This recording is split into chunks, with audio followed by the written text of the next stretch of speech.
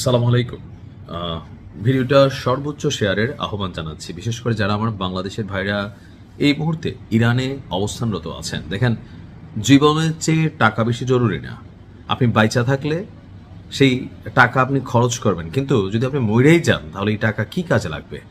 দুই কারণে ভিডিওটা শেয়ার করবেন। প্রথমত, আমার বাংলাদেশি ভাইরা যারা ইরানে বসবাস করছেন, এই ভিডিওটি দেখা মাত্রই আমি জানি যে ইরানের সাথে বহির্বিশ্বের এই মুহূর্তে ফ্লাইট কানেক্টিভিটি কি আছে, তবে আপনারা নিরাপদ আশ্রয়ে চলে যাবেন, কারণ আগামী মঙ্গলবার খারাপ কিছু ঘটতে যাচ্ছে ইরানে। প্রথমত আল্লাহর কাছে দোয়া করছি, সাহায্য কামনা করছি। ভিডিওটা শেয়ারের মাধ্যমেও আপনারা এতে অংশগ্রহণ করবেন।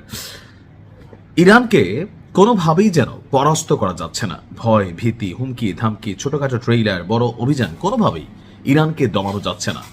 এখন যখন আর কোনো কিছুতে মাল কারাইতেছে না, গতকালকে ডোনাল্ড ট্রাম্প আপনার সর্বশেষ যে কাজটা করলো, গালাগালি শুরু করলো ইরানের সর্বোচ্চ নেতাদেরকে, এই না সেই না বইলা। এরপরে সে এক ভয়ানক হুমকির কথা বইলা বসছে। আগামী মঙ্গলবার ইরানে ইতিহাসের সবচেয়ে বড় অভিযান চালাবে মার্কিন যুক্তরাষ্ট্র।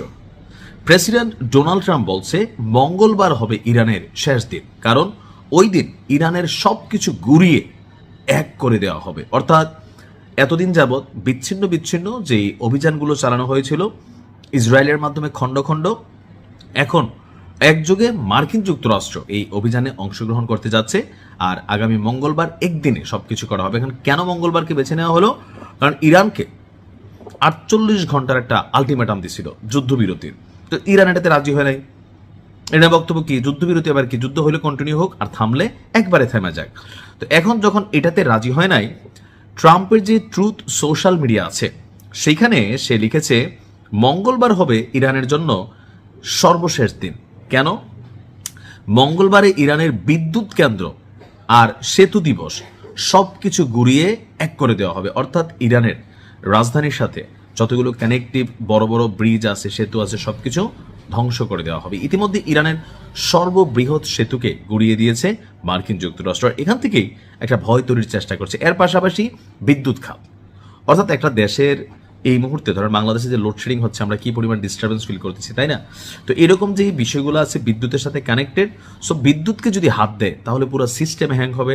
আর এজন্য বেছে বেছে জনগণকে উস্কানোর জন্য, খেপানোর জন্য ডোনাল্ড ট্রাম্প বাইছা নিছে আপনার বিদ্যুৎ খাতটাকে।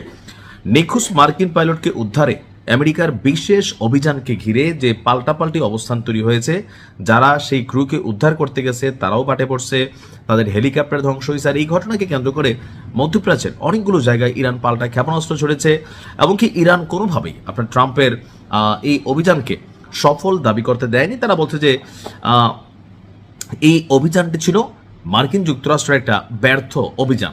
দেশটির কেন্দ্রীয় সামরিক সদর দপ্তর আমাদের ইরানের যারা আছে তারা এক বিবৃতিতে বলেছেন যে টোটালি বিষয়টা লস প্রজেক্টে পরিণত হয়েছে আমেরিকার।